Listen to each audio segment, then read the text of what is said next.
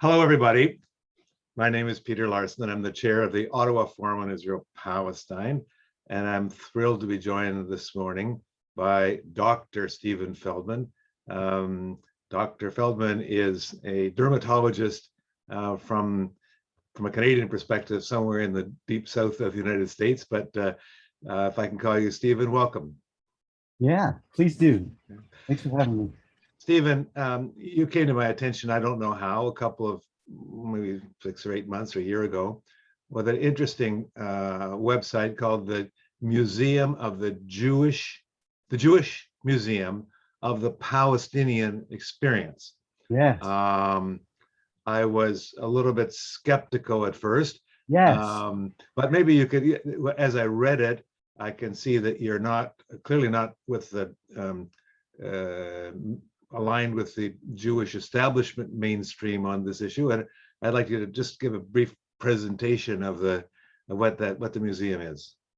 Yeah, I've gotten a lot of pushback from people who are strong supporters of Palestinian rights, that the whole name of the museum, the concept, is offensive to them.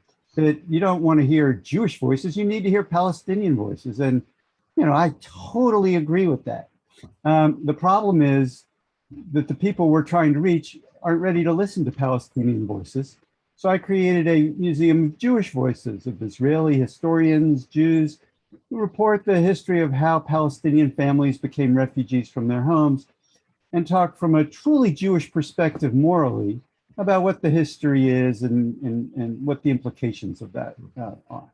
Stephen, how did you tell us a little bit about your personal trajectory? How do you you're a Jew, obviously, an American Jew. Tell us a bit about where you've come from and how you've ended up where you are now, kind of ethno-politically. Yeah, I'm your basic Jewish American doctor.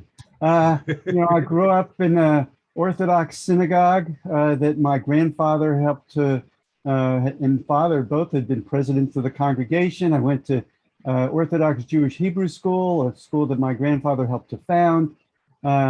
And then I went off to, college and medical school and all that. I have my family in Israel, and my wife has even more family in Israel. And I think I grew up with what you consider the standard Jewish view, that, Jews have every right to, be in Israel and support the Jewish state. But in my medical experiences, I found that often people had really weird views about people in other groups. I was in a unique position as a dermatologist in the kind of research I do to talk to insurers and drug company people. And everywhere I looked, there were people who thought they were doing what was best for patients, even though my group thought they were evil. And when I went to Israel, one of my last trips there, one of my wife's relatives was taking us on tours of the country. He would take us everywhere where water was important in the country, which was everywhere. And we're coming over a hill, and I'm looking out over the valleys and with farmland and factories and forests that I had helped plant. And it just struck me at that moment, where had Palestinians been living? I mean, if we reclaimed an empty land of swamps and deserts and made it bloom, well, how could there have been so many Palestinian refugees? And so I began to explore, and I found that, my Hebrew school education was very limited and missed a lot of the history.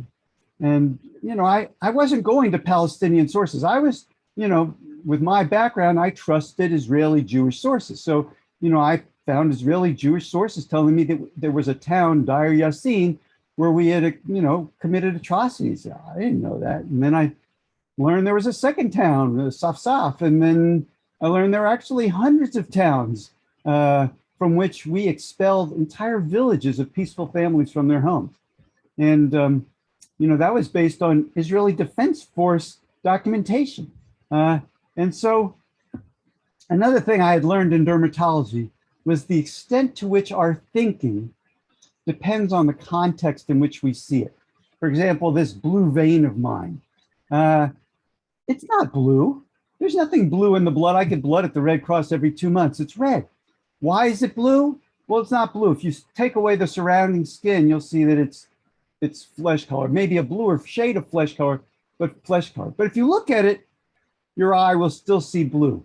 Similarly, if you don't understand the context for what happened in 1948, you know, you could understand how people's views would be very different. Sure. Okay. So I created a museum with this information. So what does the museum contain roughly? I mean, is it a very briefly, what's in the museum? It's not a physical building, correct? Yeah, there's you know, maybe someday there will be a physical building, or possibly the equivalent of a library bookmobile that would take the museum from town to town if necessary. But, you know, in the modern era, I can give people access to the museum's resources by having it be online. Also by having a series of 6 foot tall, 2.5 foot wide banners that have the contents, the major, really the highlights of the museum that I can send off to, you know, groups. They've been in Canada, and people can take them around and put them up at events. And you could see things like the documentation from an Israeli prime minister that he personally oversaw the expulsion of 50 to 70,000 Palestinian men and women and children from the towns that later became the Tel Aviv airport. Steve, okay, I got it. I guess your drift. 2 questions arise. First of all, how are you received by your first of all, the closest people to you, your Jewish friends and neighbors? I think I can guess what the World Zionist Organization thinks about what you're doing, but what about the Jews that you talk to? What kind of reaction do you get from them? Yeah, I think it's mixed. You know, one of my best friends growing up through childhood, you know, when we first started talking to him about this, he's like, no way. And then he comes back to me later and he's like, you know what? You know, I think I've come around to seeing things more your way. I think President Trump was a big help in this regard, because I think a lot of progressive people thought anything he said was bad. And I think that opened them up to the possibility. I think President Trump was the biggest help to changing at least the views of liberals or progressives on equal treatment for Palestinian families. Mm-hmm. You know, at the other extreme, we have you know, an extraordinarily progressive rabbi in the town I live in, Winston-Salem, North Carolina, a guy who wears a rainbow-colored tallis and strums a guitar during, you know, synagogue, and he'll be on the front line standing for transgender people to use whatever bathroom they want, you know, officiating a gay wedding, no problem. Right. But when it comes to support for Israel, he's right there supporting Israel when Israel is blowing up apartment buildings in Gaza and killing scores of men, women, and children. And you know, he would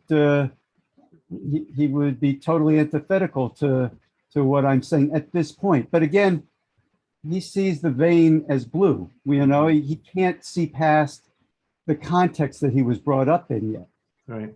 But I'm sure it will happen. It's a one-way street.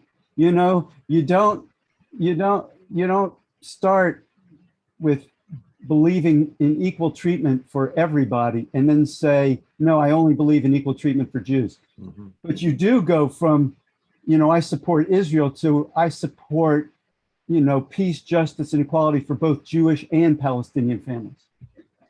What kind of traffic do you get? Do you have some metrics about how you're growing? How long has the museum existed, and what's indications do you have about your trajectory?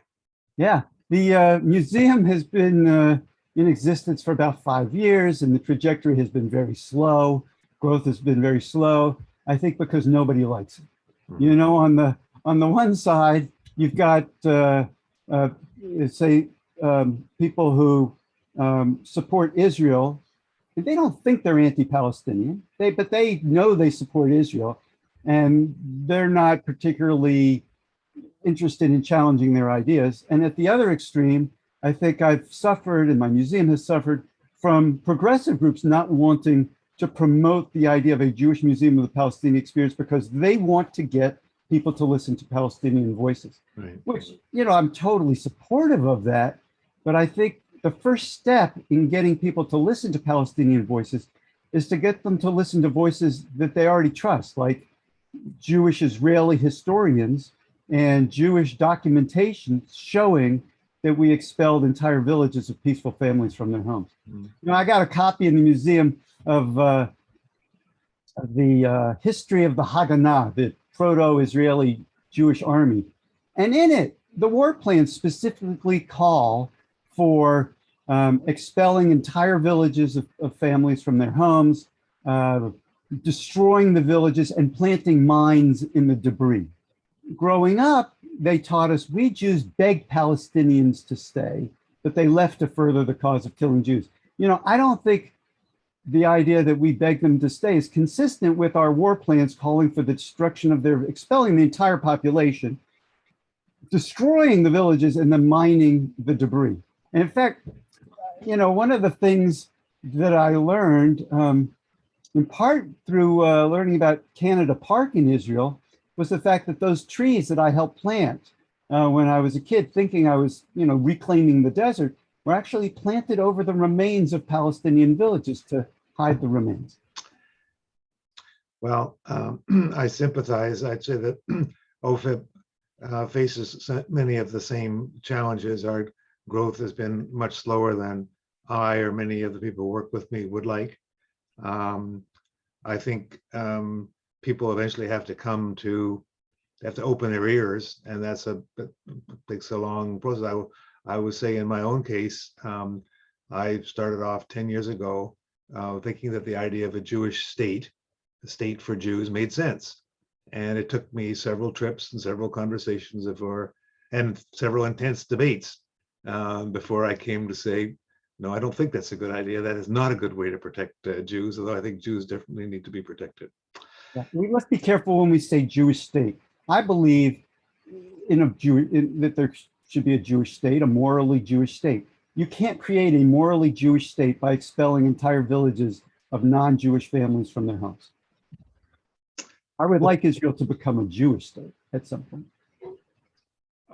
Okay, then because you've raised that, I can't help but ask, how do Palestinian citizens of Israel fit into a Jewish state the way you see it, Stephen? Yeah, I mean, a morally Jewish state would treat everybody as equal. And, I think Palestinians would love that. They would love to be allowed to return to their homes, everybody have an equal vote. I don't see any, I've visited with Palestinian families. They seem a whole lot like the Jewish families, and that I know. I don't think they would have a problem if they were treated equal, which it would be a morally Jewish state. Consistent state to be consistent with Jewish morals is what I'm reading what you're saying. Yeah. We Jews don't pray at Passover next year in Jerusalem by expelling peaceful non-Jewish families from their homes. I don't think there's anybody, even the settlers, who would say that, oh yeah, that's what I pray for. No, we pray next year in Jerusalem. We're certainly not praying next year in Jerusalem by making non-Jewish families refugees. Stephen Feldman, Dr. Stephen Feldman, I think your museum deserves a look-see for people who are interested in the evolving discussion amongst American and Canadian Jewry on this question. And thank you very much for spending a few minutes with us today. I will put a link to the museum on my blog post so people can check it out. So thank you so much. My pleasure.